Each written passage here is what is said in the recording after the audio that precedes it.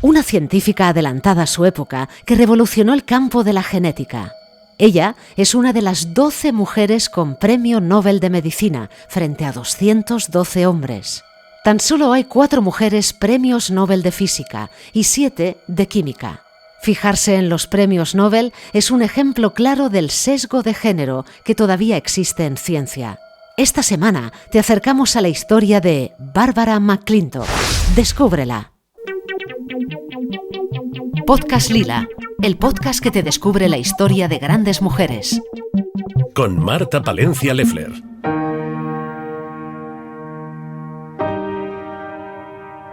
Barbara McClintock, siglo XX, Estados Unidos. Científica, primera mujer en recibir Premio Nobel de Medicina en solitario. ¿Sabías que Barbara McClintock fue una científica estadounidense que obtuvo el Premio Nobel de Medicina en 1983? Pues así es. Barbara McClintock ganó el Nobel después de que quedase claro que su trabajo tenía implicaciones en medicina más allá de la botánica, y el hecho de que ese prestigioso premio hubiese sido otorgado en solitario a una mujer por sus trabajos en torno a las plantas tuvo una gran repercusión en todo el mundo. También fue galardonada en varias ocasiones y el año 1944 fue una de las pocas mujeres que entró a formar parte de la Academia Nacional de Ciencias de Estados Unidos. Hasta mediados de los años 40 del siglo XX, Barbara McClintock fue considerada como una genetista de prestigio, aunque por el hecho de ser mujer, hablaban de ella como de una persona excéntrica y de un temperamento muy particular. Pero hagamos un poco de historia. Barbara McClintock nació en el estado de Connecticut, en Estados Unidos. Ella fue la tercera hija del médico Thomas Henry McClintock y de Sarah Handy, que era pianista, poeta y pintora aficionada. Una cosa curiosa, aunque sus padres la inscribieron como Eleanor, a los 4 meses de nacer cambiaron el registro, lo modificaron y le cambiaron el nombre por el de Bárbara.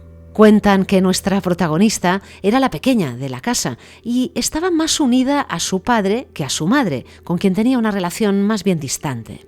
En realidad, ella misma habló de la relación con sus padres cuando era adulta y destacó que ambos la habían apoyado, pero que la relación con su madre era más bien fría.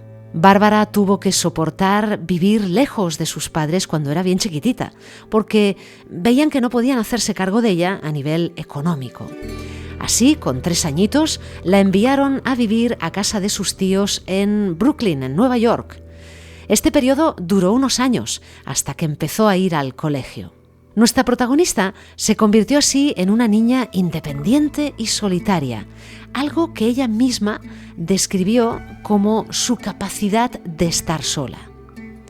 Después de ir al instituto, Bárbara quería continuar estudios superiores, quería ir a la universidad, pero eso era algo a lo que su madre se opuso, pero rotundamente, porque no veía con buenos ojos que una mujer fuese a la universidad, porque eso podría dificultarle encontrar un marido. Además, la familia continuaba con problemas económicos y por ese motivo, Barbara McClintock empezó a compaginar sus estudios autodidactas con un trabajo en una oficina de empleo.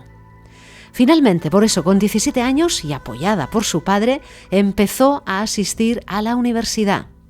Se graduó y también se doctoró en botánica en la Universidad de Cornell en el año 1927 y allí empezó a liderar el grupo de citogenética en concreto del maíz. Sí, ese fue su campo de interés a lo largo de toda su carrera. Ahora estaba pensando en la protagonista de nuestro podcast Lila 73, la genetista Nettie Stevens, que es anterior a nuestra protagonista de hoy, que era otra mujer apasionada por la genética. Barbara McClintock en la Universidad de Cornell llegó a trabajar durante varios años y durante ese tiempo fue muy productiva en publicaciones científicas. Como principal objetivo de su trabajo, desarrolló técnicas para visualizar y caracterizar cromosomas, pero del maíz.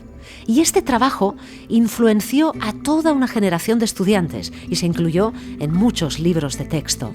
En 1931, mediante un innovador trabajo, considerado además como uno de los experimentos verdaderamente grandes, ¿no?, de la biología, pues una desconocida todavía, Barbara McClintock, en colaboración con su estudiante de doctorado, asombraba a todos sus colegas científicos. Y es que tras una meticulosa investigación, pero con plantas de maíz, pues proporcionaron por primera vez una conexión visual entre ciertos rasgos hereditarios y su base en los cromosomas. Gracias a esta extraordinaria producción científica, ella obtuvo varios galardones y también becas postdoctorales.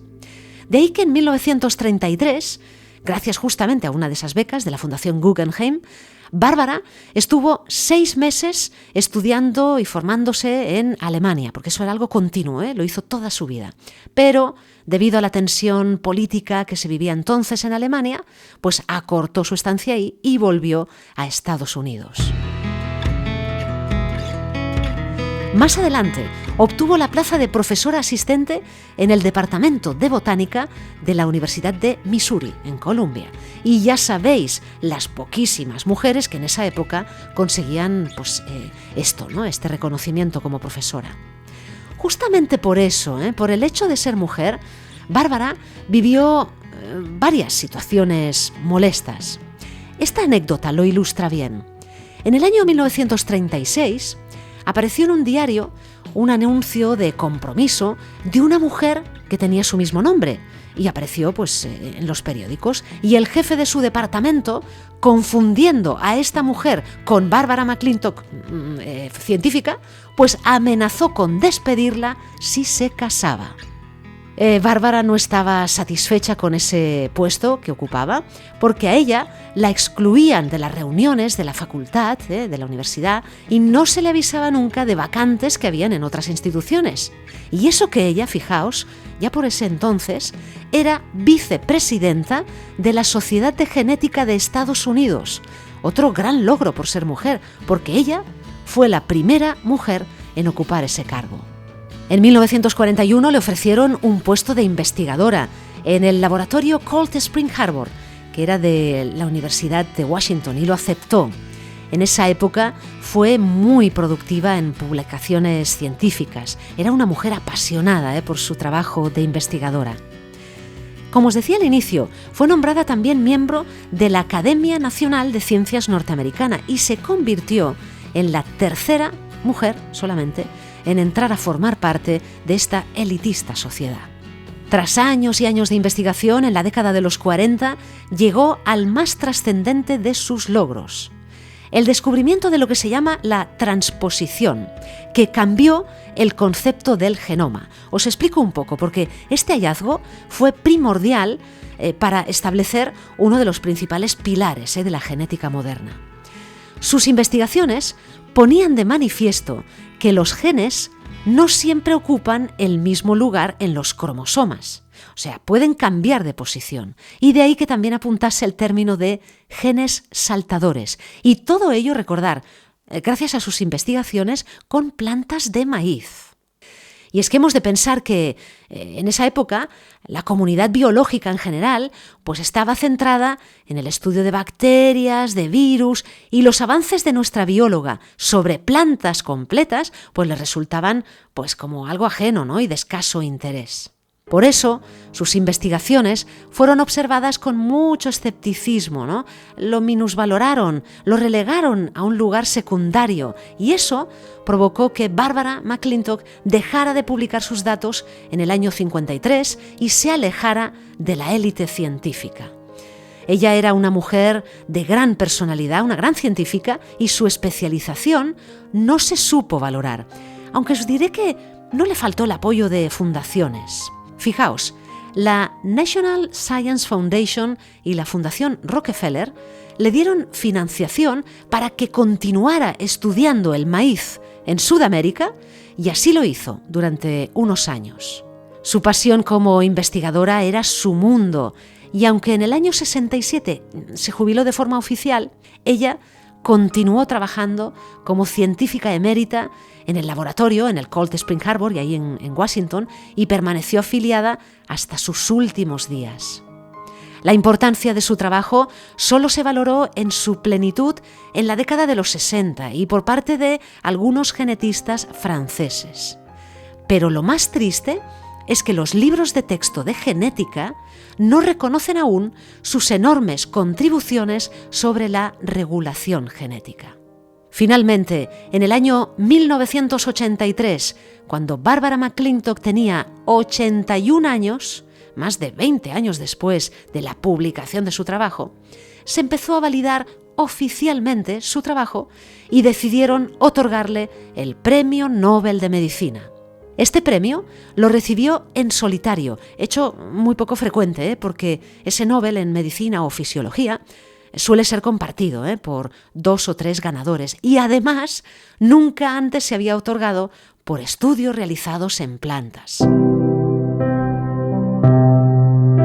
El ámbito de los premios Nobel ilustra muy bien el mundo en el que vivimos, porque fijaos, ha sido entregado 889 veces a un hombre y 58 veces a una mujer.